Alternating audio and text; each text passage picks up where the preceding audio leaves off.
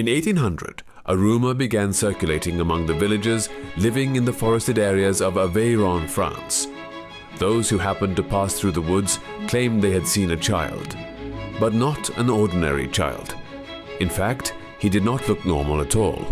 He had very long hair, was completely naked, walked on both his hands and feet, climbed trees, and whenever he saw a human being, he would immediately scramble up a tree and disappear from sight. He appeared to be about 9 or 10 years old. When people called out to him, he did not respond. He never communicated. It was impossible to approach him. He would growl, frightening anyone who came near. These rumors had been circulating for several years. A few villagers had even managed to capture him and bring him to their village, but each time he escaped and returned to the forest. News of the wild boy of Aveyron spread quickly. Everyone wanted to know, who was this child? What was he doing in the forest? Did he have no family? Why did he behave so strangely? Eventually, one day, while he was seeking shelter from a storm, he was captured. By then, specialists who had already heard of him were ready to examine him, and he was placed in an institution. Specifically, an institute for the deaf and mute. At least at first glance, the boy seemed neither to hear nor to speak. No matter what the experts said or how loudly they called, he would not even turn his head.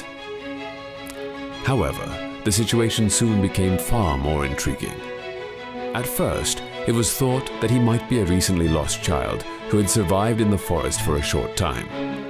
But as time passed, a much more striking truth emerged. The first to recognize this was a biology professor, Pierre-Joseph Bonneterre. After examining the child, Bonneterre placed him outside in the institution's courtyard in the snow, without clothes. The child showed no signs of being affected by the cold.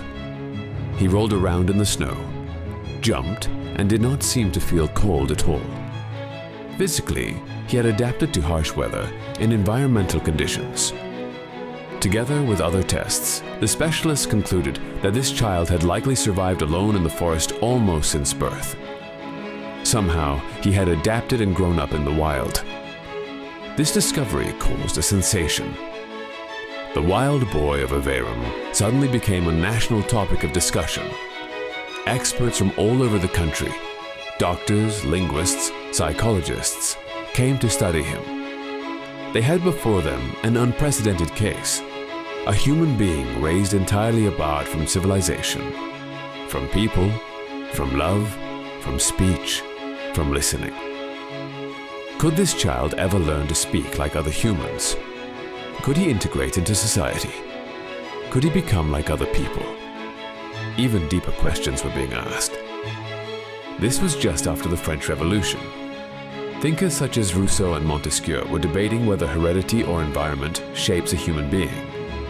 Was consciousness a biological result, or was it formed by society?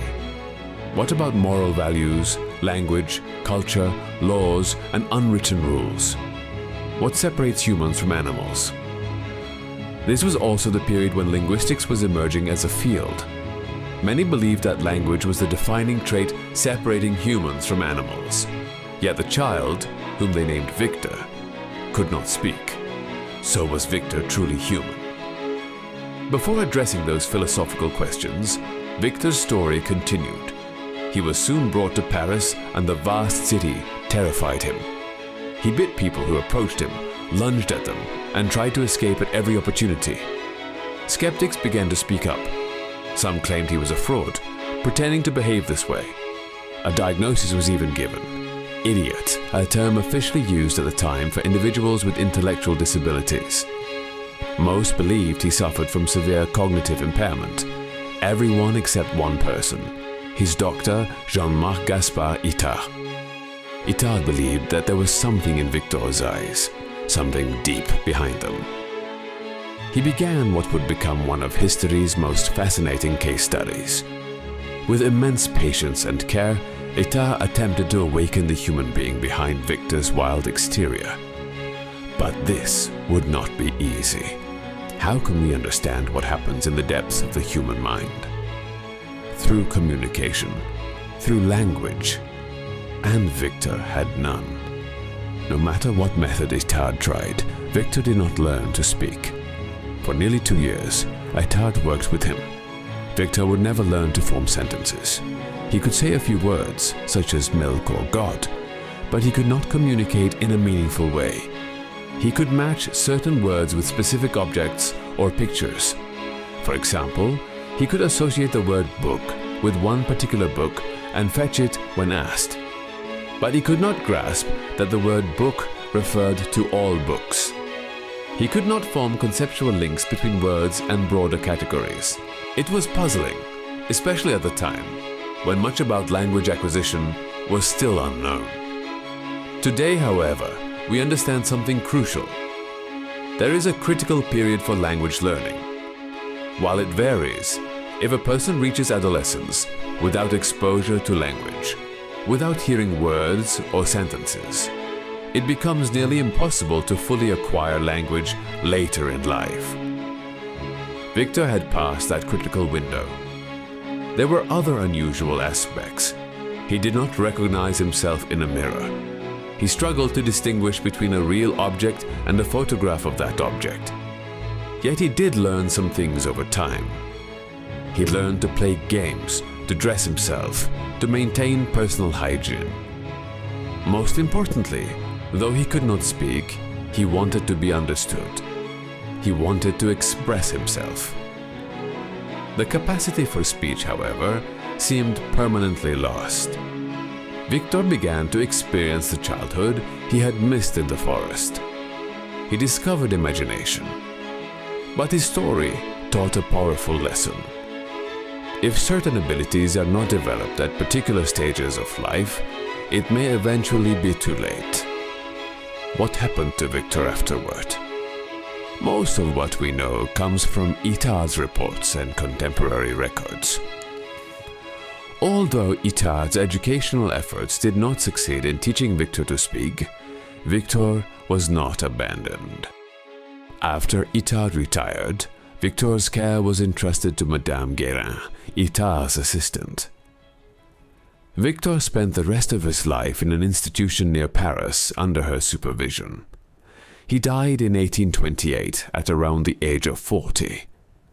Despite his solitary years in the forest, he lived more than 20 years within civilization. He remained silent, without language, but he was no longer alone.